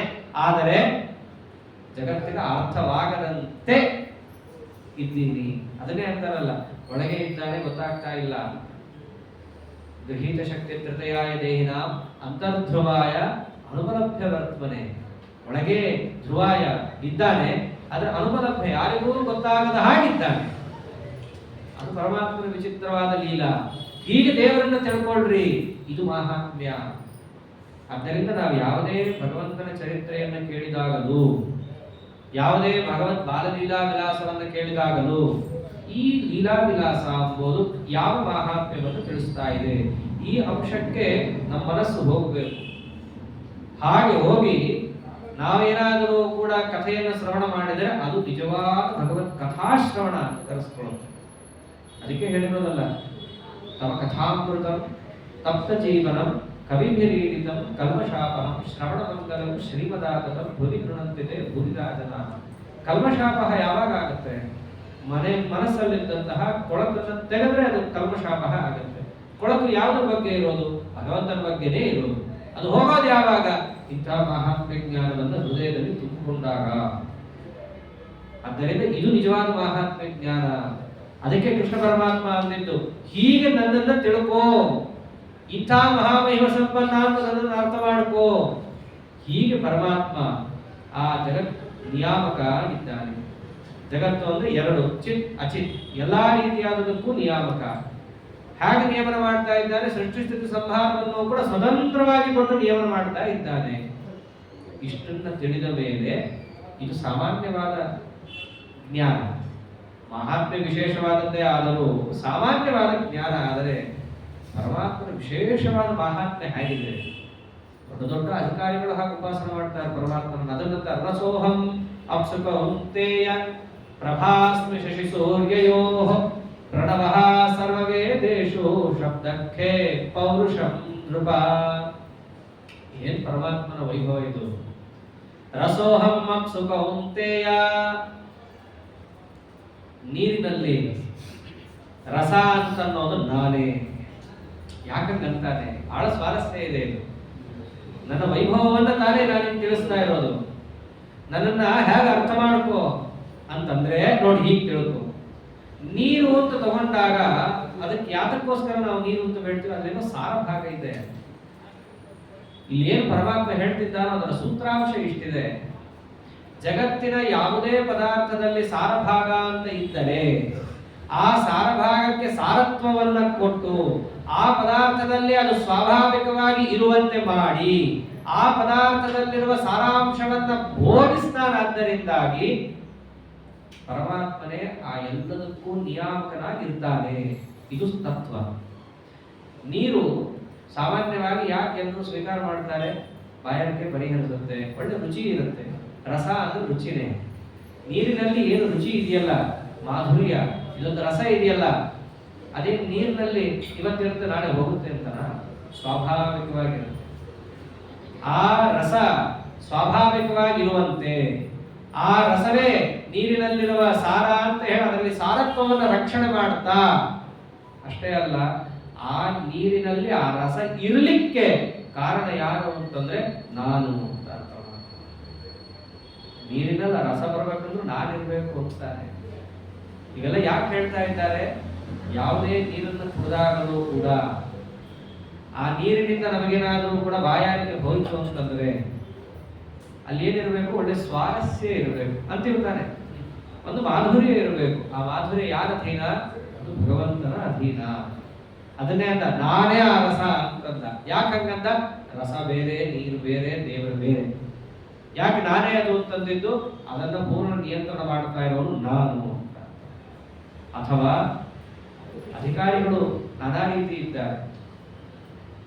ಕೆಲವರು ಹೇಗೆ ಪ್ರತಿಮಾದಲ್ಲಿ ಪರಮಾತ್ಮನನ್ನ ಚಿಂತನೆಯನ್ನು ಮಾಡ್ತಾ, ಆವಾಹನಾದಿಗಳಲ್ಲಿ ಮಾಡ್ತಾ, ಷೋಡಶೋಪಚಾರ ಪೂಜೆಯನ್ನು ಮಾಡ್ತಾರೋ ಹಾಗೆ ಇದು ಕೆಲವರು ಹೇಗೆ ಪೂಜೆಯನ್ನು ಮಾಡ್ತಾರೋ. ಪ್ರತಿಮಾ ಅಂದ್ರೆ ಬೇರೆ ಏನಲ್ಲ, ನೀರಿನಲ್ಲಿರುವಂತಹ ಮಾಧುರ್ಯ ರಸವೇ ಅವರಿಗೆ ಪ್ರತಿಮಾ ಆಗಿರುತ್ತೆ. ಬಹಳ ದೊಡ್ಡ ಅನುಸಂಧಾನ ಅವೆಲ್ಲ.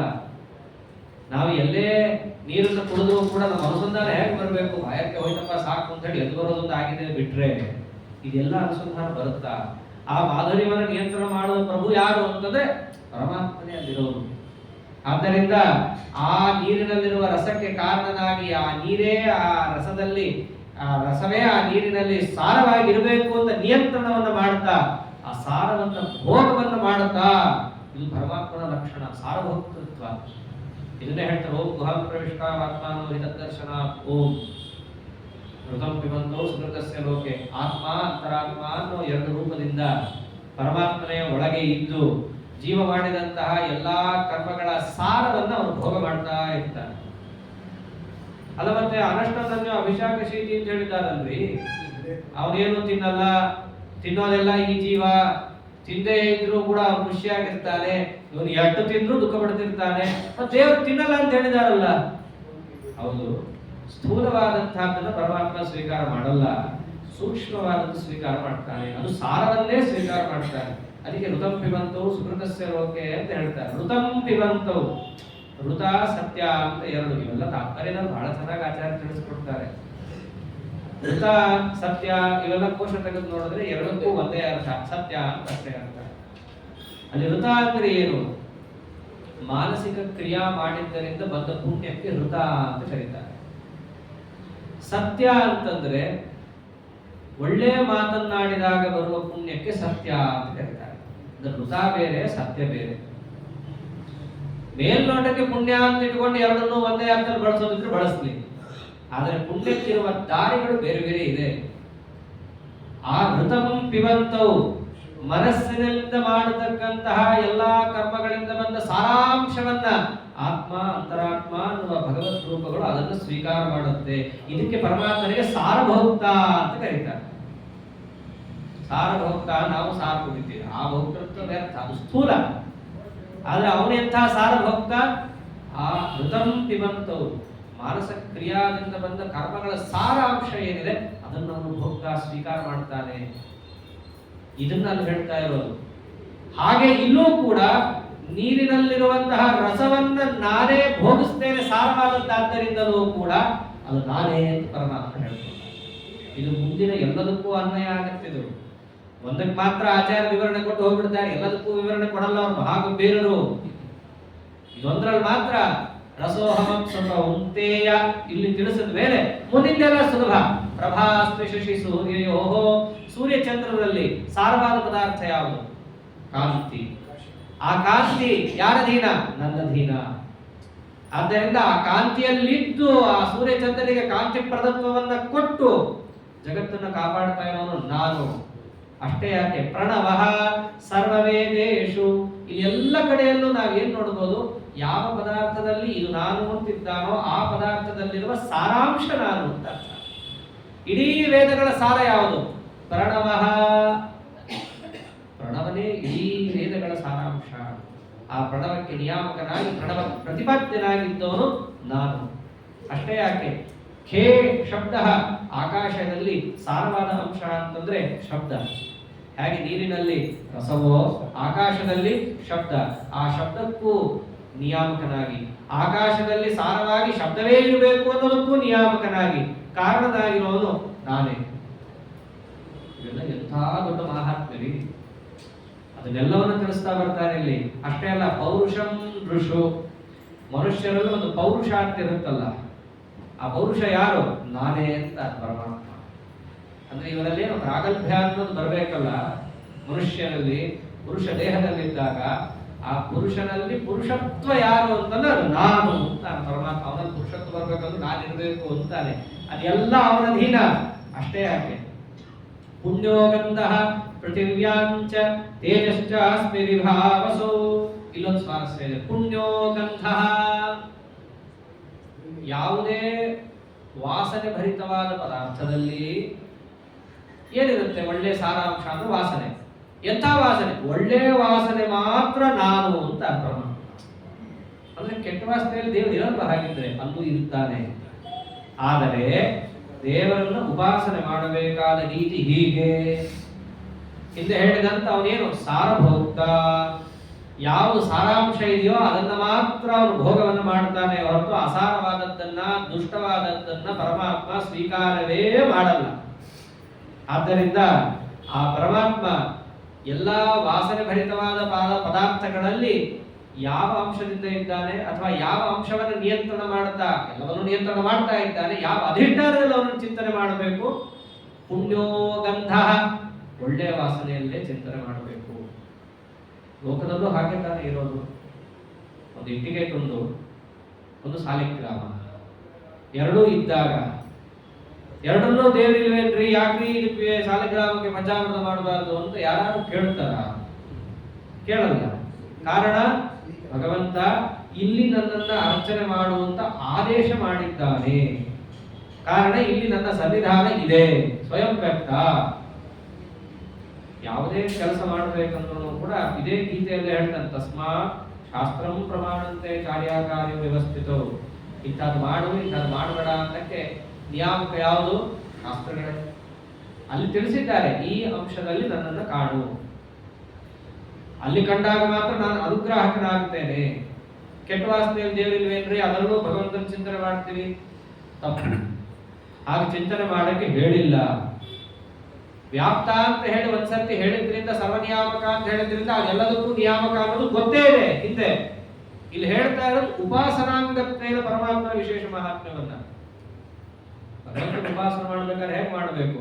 ಪುಣ್ಯೋ ಗಂಧಃ ಪೃಥಿವ್ಯಾಂಚ, ಪೃಥ್ವಿ ಪದಾರ್ಥಗಳಲ್ಲೆಲ್ಲ ಪರಮಾತ್ಮ ಸಾರರೂಪನಾಗಿ ಅಲ್ಲಿರುವಂತಹ ಪುಣ್ಯೋ ಗಂಧಃ ಅದನ್ನ ಭೋಗವನ್ನು ಮಾಡುತ್ತಾ ಅದಕ್ಕೂ ಕಾರಣನಾಗಿ ಅಲ್ಲಿದ್ದಾನೆ.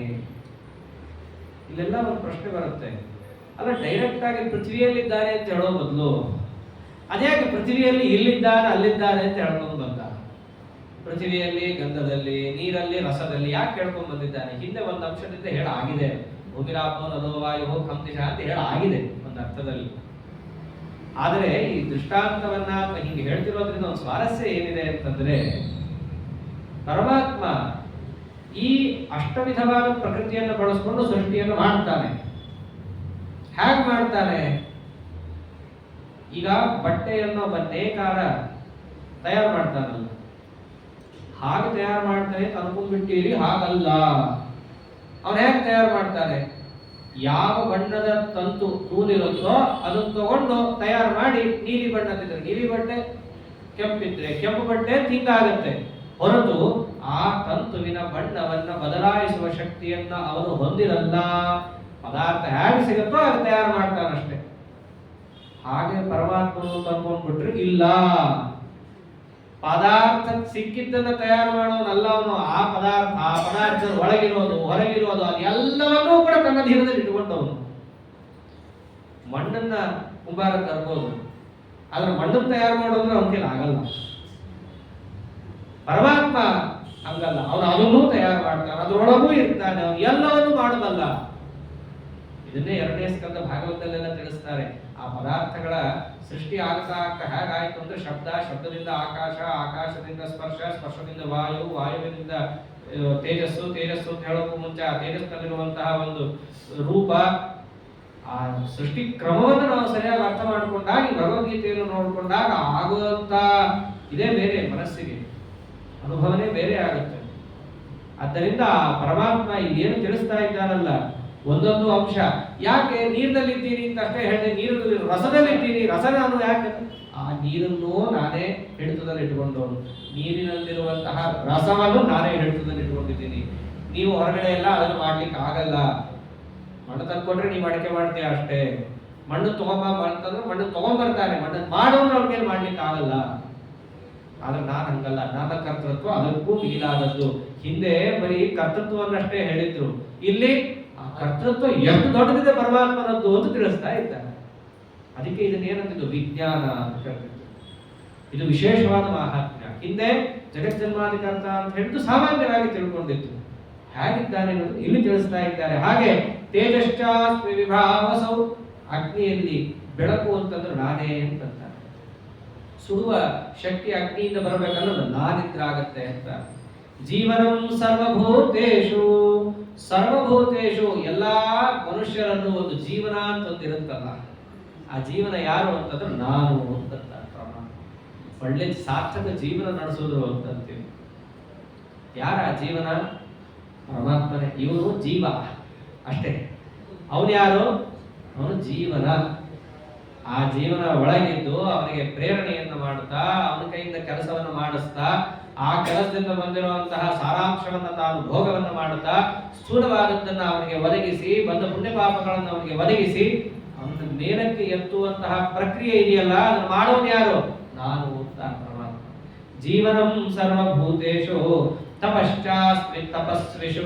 ಯಾರೇ ತಪಸ್ಸನ್ನು ಮಾಡಿದರೂ ಕೂಡ ತಪಸ್ವಿ ಅಂತ ಅವರು ಅನಿಸಿಕೊಂಡ್ರು, ಆ ತಪಸ್ವಿಯಲ್ಲಿರುವ ತಪಸ್ಸು ಯಾರು? ನಾನು ಅಂತಾರೆ. ತಪಸ್ವಿಯಲ್ಲಿರುವ ತಪಸ್ಸು ನಾನು ಅಂದ್ರೆ ಮುಂದಿನದೆಲ್ಲವೂ ಹಾಗೇನೆ. ವಿದ್ವಾಂಸರಲ್ಲಿರುವ ವಿದ್ವತ್ತೆ ನಾನು, ಬುದ್ಧಿವಂತರಲ್ಲಿರುವ ಬುದ್ಧಿ ನಾನು, ಪ್ರಜ್ಞಾವಂತರಲ್ಲಿರುವ ಪ್ರಜ್ಞೆ ನಾನು. ಏನೇನು ನಿಮಗೆ ಸಾರಭೂತವಾದ ಪದಾರ್ಥಗಳು ಅಂತ ಜಗತ್ತಿನಲ್ಲಿದ್ದಾವೋ ಅದೆಲ್ಲವೂ ಯಾರ ಅಧೀನ? ಭಗವದ್ ಅಧೀನ. ಅದೇನೋ ಒಂದಂಶದಿಂದಲ್ಲ, ಸರ್ವಾಂಶದಿಂದಲೂ ಅವನ ಅಧೀನನೇ. ಬೀಜಂ ಮಾಂ ಸರ್ವಭೂತಾನಾಂ ವಿದ್ಧಿ ಪಾರ್ಥ ಸನಾತನಂ, ಬುದ್ಧಿರ್ಬುದ್ಧಿಮತಾಮಸ್ಮಿ ತೇಜಸ್ ತೇಜಸ್ವಿನಾಮಹಂ. ಸರ್ವಭೂತಾನಾಂ ಬೀಜಂ, ಎಲ್ಲಾ ಜೀವರಾಶಿಗಳಿಗೂ ಕೂಡ ಬೀಜಂ ಅಂತಂದ್ರೆ ಉತ್ಪತ್ತಿಗೆ ನಿಮಿತ್ತ ಕಾರಣನಾದವನು ನಾನೇ. ಒಬ್ಬೊಬ್ಬರದು ಒಂದೊಂದು ಥರ ಉತ್ಪತ್ತಿ ಇದೆ. ಮತ್ತೆ ಲಕ್ಷ್ಮೀದೇವಿ ಉತ್ಪತ್ತಿ ಒಂಥರ, ಬ್ರಹ್ಮಾದಿಗಳ ಉತ್ಪತ್ತಿ ಒಂಥರ, ಸಾಮಾನ್ಯ ಜೀವರಾಶಿಗಳ ಉತ್ಪತ್ತಿ ಒಂಥರ, ಜಡಗಳ ಉತ್ಪತ್ತಿ ಒಂಥರ, ಆಕಾಶದ ಉತ್ಪತ್ತಿ ಒಂಥರ. ಅವೆಲ್ಲವನ್ನ ಬ್ರಹ್ಮಸೂತ್ರ ತಿಳಿಸ್ತಾರೆ. ಓಂ ನವೇದ ಶ್ರುತೇ ಓಂ ಅಂತ ಪ್ರಾರಂಭ ಮಾಡಿಕೊಂಡು ಉತ್ಪತ್ತಿಯನ್ನು ಪರಮಾತ್ಮ ಹೇಗೆ ಕೊಡ್ತಾನೆ ಒಬ್ಬರೊಬ್ಬರಿಗೂ ಕೂಡ. ಅತ್ಯಂತ ವಿಲಕ್ಷಣವಾದಂತಹ ಪರಮಾತ್ಮನ ವಿಚಾರ ಅವೆಲ್ಲ. ಬಹಳ ಅದನ್ನು ತಿಳ್ಕೋಬೇಕಾಗುತ್ತೆ ನಾವೆಲ್ಲ. ಬರೀ ಜನ್ಮಾದ್ಯಸೇನ ಅಂತೇಳಿ ಗೋವಿಂದ ಕೈಗೆ ಮುಗಿದು ಹೋಗೋದಾಗಿರುತ್ತೆ. ಎಷ್ಟೋ ಜನಕ್ಕೆ ಅದು ಕೂಡ ಇಷ್ಟ ಆಗಲ್ಲ, ಬೋರ್ ಆಚಾರ ಅಂದ್ಬಿಡ್ತಾರೆ. ಆದರೆ ಎಲ್ಲರೂ ಕೂಡ ಪರಮಾತ್ಮನ ವಿಚಾರವನ್ನ ಕೇಳಿ ಮುಟ್ಟಬೇಕಾದ ಅಂಶ ಯಾವುದು ಅನ್ನೋದನ್ನು ಪರಮಾತ್ಮನೇ ತಿಳಿಸ್ತಾ ಇದ್ದಾನೆ. ಇಲ್ಲಿಗೆ ನೀನು ಮುಟ್ಟಬೇಕು. ಇದನ್ನ ತಿಳ್ಕೊಂಡು ನೀನ್ ಇದ್ದಿ ಅಂತಂದ್ರೆ ನೀನು ತಿಳ್ಕೊಂಡವರು ತಾಗ್ತೀಯ. ಅದನ್ನೇ ಇಲ್ಲಿ ಹೇಳಿದ್ದು ಜ್ಞಾತವ್ಯಮವ ಶಿಷ್ಯನೇ. ಇದನ್ನ ನೀನು ತಿಳ್ಕೊಂಡವನು ಅಂತ ಆಗ್ತೀಯಪ್ಪ. ಆದ್ದರಿಂದ ಪರಮಾತ್ಮನ ವೈಭವ ಎಷ್ಟಿದೆ ಅದನ್ನು ಹೇಳ್ತಾ ಇದ್ದಾರೆ ಇಲ್ಲಿ. ಆದ್ದರಿಂದ ಇಡೀ ಜಗತ್ತಿಗೆ ಉತ್ಪಾದಕ ನಾನು. ಯಾವ ರೀತಿ? ನಿಮಿತ್ತ ಕಾರಣ ನಾನು. ಏನೋ ಇವತ್ತಾದ ನಾಳೆ ಆಗಲಿಲ್ಲ ಅಂತಿಲ್ಲ. ಎಂಥವನು? ಪಾರ್ಥ ಸನಾತನಂ, ಅನಾದ್ಯನಂತ ಕಾಲದಿಂದ ನಾನೇ ಆ ಕೆಲಸವನ್ನು ಮಾಡ್ತಾ ಇರೋನು. ಅಷ್ಟೇ ಯಾಕೆ? ಬುದ್ಧಿಮತಾಮಸ್ಮಿ ತೇಜಸ್ವಿನಾಮಹಂ. ಬುದ್ಧಿವಂತರು ಅಂತ ಅನಿಸ್ಕೊಂಡವರಲ್ಲಿ ಸಾರವಾದದ್ದು ಯಾವುದು? ನೀವೇ ಹೇಳ್ತಿದ್ದೀರಲ್ರಿ ಬುದ್ಧಿವಂತರು ಅಂತ. ಸಾರ ಯಾವುದು? ಬುದ್ಧಿನೇ. ಯಾವುದದು? ಯಾರ ಅಧೀನ? ನನ್ನ ಅಧೀನ. ಅವನೆಲ್ಲ ಬುದ್ಧಿ ಬರಲಿಕ್ಕೆ ಕಾರಣನಾದವನು ನಾನೇ. ಹಾಗೆ ತೇಜಸ್ವಿ ನಾಮಹಂ, ತೇಜಸ್ವಿಗಳಲ್ಲಿರುವ ತೇಜಸ್ಸು ಅದು ನಾನೇ. ಏನ ಪರಮಾತ್ಮ ಒಂದೊಂದನ್ನು ತಿಳಿಸ್ತಾ ಕಡೆಗೊಂದು ಮಾತಂತಾನೆ. ಸ್ವಾರಸ್ಯ ಏನು ಅಂತಂದ್ರೆ ಎಲ್ಲಾ ಕಡೆಯಲ್ಲಿರುವ ಶ್ರೇಷ್ಠ ಪದಾರ್ಥಗಳೆಲ್ಲ ಭಗವಂತನೇ ಅನ್ನೋದಾದರೆ ದುರ್ಜನರು ಕೂಡ ಬಲವನ್ನು ಬಳಸ್ತಾರೆ. ದುರ್ಜನರಲ್ಲಿರುವ ಬಲವೂ ಕೂಡ ಯಾರ ಅಧೀನ? ದೇವರ ಅಧೀನ. ಹಂಗಿದ್ಮೇಲೆ ನಾವು ಭೀಮಸೇನ ದೇವರಲ್ಲಿರುವ ಬಲವನ್ನೇ ಯಾಕೆ ಚಿಂತನೆ ಮಾಡಬೇಕು? ದೈತ್ಯರಲ್ಲಿರುವ ಬಲವನ್ನು ಚಿಂತನೆ ಮಾಡಬಾರ್ದ? ಆ ಬಲನು ಒಂದೇ ತಾನೆ. ಇದು ಒಂದು ಉತ್ತರವನ್ನು ಹಿಂದೆ ಕೊಟ್ಟಾಯ್ತು. ಏನಂತ? ಪುಣ್ಯೋಗಂಧ ಪೃಥಿವ್ಯ. ಯಾವುದು ಯೋಗ್ಯವಾದದ್ದಿದೆಯೋ ಅದರಲ್ಲಿ ಭಗವತ್ ಚಿಂತನೆ ಮಾಡಬೇಕು ಅಂತ ಹೇಳಿದ್ರಲ್ಲ, ಹಾಗೆ ಮಾಡಬೇಕು ಅನ್ನೋದನ್ನ ಸ್ಥಿರೀಕರಿಸಕ್ಕೋಸ್ಕರ ಅದೇ ಮಾತನ್ನ ಪರಮಾತ್ಮ ಆಡ್ತಾನೆ. ಬಲಂ ಬಲವತಾಂ ಚಾಹಂ ಕಾಮರಾಗ ವಿವರ್ಜಿತಂ. ಇದನ್ನ ಯಾಕೆ ಹೇಳ್ತಿದ್ದಾನೆ ಅಂತಂದ್ರೆ ಅದನ್ನ ಎಲ್ಲದಕ್ಕೂ ತಗೋಬೇಕು. ಹಿಂದೆ ಬರೀ ಬುದ್ಧಿಮತಾಂ ಅಂತಂದ್ಬಿಟ್ಟಿದ್ದ, ತೇಜಸ್ವಿನಾಮ್ ಅಂತಂದ್ಬಿಟ್ಟಿದ್ದ. ದುರ್ಜನರಿಗೂ ಬುದ್ಧಿ ಇರುತ್ತೆ, ದುರ್ಜನರಲ್ಲೂ ತೇಜಸ್ಸಿರುತ್ತೆ. ಆ ತೇಜಸ್ಸು ಪರಮಾತ್ಮ ಅಂತ ನಾವು ಉಪಾಸನೆ ಮಾಡಬಹುದಾ? ಆ ತೇಜಸ್ಸಿನಲ್ಲಿ ಪರಮಾತ್ಮನ ಚಿಂತನೆಯನ್ನು ಮಾಡಬಹುದಾ? ಇಲ್ಲ. ಅಲ್ಲಿ ಚಿಂತನೆ ಮಾಡತಕ್ಕದ್ದೇ ಅಲ್ಲ. ಎಂಥ ತೇಜಸ್ಸು, ಎಂಥ ಬುದ್ಧಿ, ಎಂಥ ಬಲವನ್ನ ಚಿಂತನೆ ಮಾಡಬೇಕು. ಕಾಮರಾಗ ವಿವರ್ಜಿತಂ, ಕಾಮ ವಿವರ್ಜಿತವಾದ ರಾಗ ವಿವರ್ಜಿತವಾದ ಬಲವನ್ನ ಮಾತ್ರ ಚಿಂತನೆಯನ್ನು ಮಾಡಬೇಕು. ದುರ್ಯೋಧನದಲ್ಲಿ ಬಲ ಇಲ್ಲ ಅಂತಿಲ್ಲ, ಆ ಬಲಕ್ಕೆ ಪ್ರಚೋದಕ ಪರಮಾತ್ಮ ಅಲ್ಲ ಅಂತಲ್ಲ, ಎಲ್ಲರಿಗೂ ಬಲ ಪ್ರಚೋದಕ ಅವನೇ.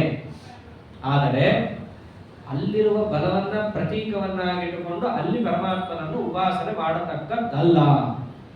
ಯಾಕೆ? ಅಲ್ಲಿರುವ ಬಲ ಅದು ಕಾಮಘಟಿತ, ರಾಗ ಘಟಿತ. ಅಲ್ಲಿರುವ ಬಲಕ್ಕೊಂದು ಕಾಮನ ಇದೆ, ಭೋಗದ ಅಪೇಕ್ಷೆಯಿಂದ ಅವನು ಬಲವನ್ನು ಪ್ರಯೋಗ ಮಾಡ್ತಾ ಇದ್ದಾನೆ. ಅಷ್ಟೇ ಅಲ್ಲ, ಅಸ್ಥಾನೇ ಅಪ್ರಯುಜ್ಯಮಾನತ್ವ ಅಂತಾರೆ. ಕೆಟ್ಟ ಸ್ಥಾನದಲ್ಲಿ ಬಲದ ಪ್ರಯೋಗ ಆಗ್ತಾ ಇದೆ, ಭೋಗಕ್ಕೋಸ್ಕರ ಬಲದ ಪ್ರಯೋಗ ಆಗ್ತಾ ಇದೆ. ಎಲ್ಲಿ ಇವೆರಡು ಅಂಶ ಸೇರುತ್ತೋ ಅಂದ್ರೆ ಭೋಗಕ್ಕೋಸ್ಕರ ಬುದ್ಧಿ, ಕೆಟ್ಟ ಸ್ಥಾನದಲ್ಲಿ ಬುದ್ಧಿ, ಭೋಗಕ್ಕೋಸ್ಕರ ತೇಜಸ್ಸು, ಕೆಟ್ಟ ಸ್ಥಾನದಲ್ಲಿ ತೇಜಸ್ಸು, ಭೋಗಕ್ಕೋಸ್ಕರ ಬಲ, ಕೆಟ್ಟ ಸ್ಥಾನದಲ್ಲಿ ಬಲ, ಇವೆಲ್ಲ ಪ್ರಯೋಗ ಆಗ್ತಿತ್ತು ಅಂತಂದ್ರೆ ಇದು ನನ್ನ ಪ್ರತೀಕ ಅಂತ ಉಪಾಸನೆ ಮಾಡಬೇಡ. ಎಂಥದ್ದನ್ನು ಉಪಾಸನೆ ಮಾಡು? ಮುಖ್ಯ ಪ್ರಾಣದಲ್ಲಿರುವ ಬಲವನ್ನು ತಗೋ, ಬುದ್ಧಿರ್ ಬಲ ಮೇಷೋಧೈರ್ಯ ಅಲ್ಲಿ ಇಟ್ಟುಕೋ, ಅಲ್ಲಿರುವ ಬಲವನ್ನು ಪ್ರತೀಕ ಅಂತ ತಿಳ್ಕೊಂಡು ಉಪಾಸನೆಯನ್ನು ಮಾಡು. ಅದು ನಿನಗೇನಾಗತ್ತೆ? ಪರಮಾತ್ಮನ ನೀವು ಉಪಾಸನೆ ಮಾಡ್ತೀವೋ ಹಾಗೆ ತಾನೇ ನಮಗೆ ಅವನು ಅನುಗ್ರಹ ಮಾಡೋದು. ಏ ಯಥಾ ಮಾ ಪ್ರಪದ್ಯಂತೆ ತಾನ್ ಸತೈವ ಭಜಾಮ್ಯಹಂ. ಜರಾಸಂಧನಲ್ಲಿರುವ ಬಲದಲ್ಲಿರುವಂತಹ ಉಪಾಸನೆಯನ್ನು ಮಾಡಿದ್ರೆ ಆ ಬಲ ಕೊಡ್ತಾನೆ, ಆ ಬಲ ಕೊಟ್ಟು ಏನ್ ಮಾಡಿಸ್ತಾನೆ? ಮತ್ತೆ ಅಯೋಗ್ಯ ಕೆಲಸನೇ ಮಾಡುತ್ತಾನೆ. ಯಾಕೆ ಹಾಗೆ ಉಪಾಸನೆ ಮಾಡಿದ್ದು? ದುರ್ಜನರು ಹಾಗೆ ಮಾಡುತ್ತಾರೆ ಅವನ್ನ. ಸಜ್ಜನರು ಹೇಗೆ ಮಾಡಬೇಕು?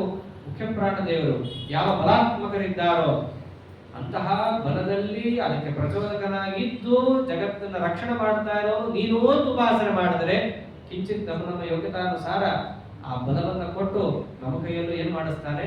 ಆ ಎಲ್ಲಾ ಕೆಲಸ ಮಾಡಿಸ್ತಾನೆ. ಅಲ್ಲಿಯೂ ಅದೇ ತರ ಹೇಳಿದ್ರು, ಬುದ್ಧಿರ್ ಬಲಂ ಯಶೋಧೈರ್ಯ, ಇಲ್ಲೂ ಬುದ್ಧಿರ್ ಬುದ್ಧಿಮತಾಂ ಅಸ್ಮಿ ಬಲಂ ಬಲವತಾಂ ಚಾಹಂ, ಅದನ್ನೇ ಹೇಳ್ತಾ ಬಂದಿದ್ದಾನೆ. ಹಾಗೆ ಒಂದು ಉಪಾಸನೆ ಮಾಡಬೇಕು. ಅಷ್ಟೇ ಅಲ್ಲ, ಬಲದಂತೆ ಇನ್ನೊಂದು ಪರಮುಖ್ಯವಾದ ಅಂಶ, ಹಿಂದೆ ಅದನ್ನ ಬಿಡು ಬಿಡು ಬಿಡು ಅಂತ ಹೇಳ್ಕೊಂಡು ಬಂದಿದ್ದ. ಯಾವುದು? ಕಾಮಕ್ರೋಧಾದಿಗಳು. ಆ ಕಾಮಕ್ರೋಧಾದಿಗಳನ್ನೇನು ಬಿಡು ಅಂತ ಹೇಳಿದ್ದ. ನಿಮಗೂ ಒಂದು ಕಾಮನಾದಿಗಳು ಬರುತ್ತಲ್ಲ, ಆ ಸಾರಭೂತವಾದ ಯೋಗ್ಯವಾದ ಸತ್ಕಾಮಗಳು ಅಂತ ಏನಿದ್ದಾವೋ ಆ ಕಾಮವು ಕೂಡ ನನ್ನ ಅಧೀನ. ಎಂಥ ಕಾಮ? ಧರ್ಮ ವಿರುದ್ಧೋ ಭೂತೇಶು ಕಾಮೋಸ್ಮಿ ಭರತರ್ಷಭ. ನಿಮಗೆ ಬರುವಂತಹ ಅಪೇಕ್ಷೆ ಎಂಥ ಅಪೇಕ್ಷೆ? ಧರ್ಮ ಅವಿರುದ್ಧವಾದ ಅಪೇಕ್ಷೆ ಏನಿದೆಯೋ ಆ ಅಪೇಕ್ಷೆಗೆ ನಿಯಾಮಕ ಯಾರು ಅಂತ ನಾನು ಒಂದು ಉಪಾಸನೆ ಮಾಡು. ಏನು ಒಳ್ಳೆಯದು. ಪರಮಾತ್ಮನಿಗೆ ವಿರುದ್ಧರಾದ ದ್ವೇಷಗಳಾದವರ ವಿಷಯದಲ್ಲಿ ಕ್ರೋಧ ಬಂದ್ರೆ ಅದು ಭಗವಂತನ ಪ್ರತೀಕ. ಅದಕ್ಕೆ ತಾನೇ ಶಾಸ್ತ್ರದಲ್ಲೆಲ್ಲ, ಮಹಾಭಾರತದಲ್ಲಂತೂ ಭೀಮಸೇನ ದೇವರ ಸಿಟ್ಟನ್ನು ವರ್ಣನೆ ಮಾಡಿದರೆ ಮಾಡಿದರೆ ಮಾಡಿದರೆ ಏನು ಅಸಾಧ್ಯ ವರ್ಣನೆ ಮಾಡಿದ್ದಾರೆ ಅವರು ಸಿಟ್ಟನ್ನು. ಆ ದುರ್ಯೋಧನಾದಿಗಳು ದುಶಾಸನ ಮರ್ದನ ಮಾಡಬೇಕಾದ್ರಂತೂ ಏನ ಭೀಮಸೇನ ದೇವರ ಕೋಪವನ್ನು ವರ್ಣನೆ ಮಾಡಿರೋದು ಅಂತಂದ್ರೆ ನರಸಿಂಹದೇವರೇ ಇಳಿದು ಬಂದ್ಬಿಟ್ಟಿದ್ದಾರೇನೋ, ಅವರೇ ಇವನು ಸಂಹಾರ ಮಾಡ್ತಿದ್ದಾರೇನೋ ಅನ್ನೋಷ್ಟು ಅವರ ಕೋಪವನ್ನು ವರ್ಣನೆ ಮಾಡ್ತಾರಲ್ಲ. ಯಾರ ಕೋಪ? ಧರ್ಮ ವಿರುದ್ಧೋ ಭೂತೇಶು ಕಾಮೋಸ್ಮಿ ಭರತರ್ಷಭ. ಕಾಮ ಅಂತ ತೋರಿಸಿದ್ದು. ಅದರಂತೆ ಧರ್ಮ ವಿರುದ್ಧವಾದ ಈ ಕಾಮವಾಗಲಿ ಕ್ರೋಧವಾಗಲಿ ಇವೆಲ್ಲ ಇತ್ತು ಅಂತಂದ್ರೆ ಅದಕ್ಕೆ ನಿಯಾಮಕ ಯಾರು? ಪರಮಾತ್ಮ ಅಂತಿದ್ದಾನೆ. ಅದು ನಾನು ಅಂತ ತಿಳ್ಕೋ. ಎಲ್ಲ ಪರಮಾತ್ಮ ಸೃಷ್ಟಿಸ್ಥಿತ್ಯಾದಿ ವ್ಯಾಪಾರವನ್ನು ಮಾಡಬೇಕಾದ್ರೆ ಈ ಅನುಸಂಧಾನಗಳಿರಬೇಕು. ಇಂಥದ್ದಿದೆಯಲ್ಲ ಈ ವಿಶೇಷವಾದ ಮಹಾತ್ಮ್ಯ. ಇದನ್ನು ಪರಮಾತ್ಮ ತಿಳಿಸ್ತಾ ಮುಂದೆ ಯಾವ ರೀತಿಯಾಗಿ ತನ್ನ ಮಹಾತ್ಮ್ಯವನ್ನು ಹೇಳಿದ್ದಾನೆ ಇತ್ಯಾದಿ ಭಾಗವನ್ನ ನಾಳೆ ದಿವಸ ನೋಡೋಣ ಅಂತ ಹೇಳ್ತಾ ಅದೇ ಕಥಾಭಿಪ್ರಾಯ ಶ್ರೀಕೃಷ್ಣ ಹರಯೇ ನಮಃ.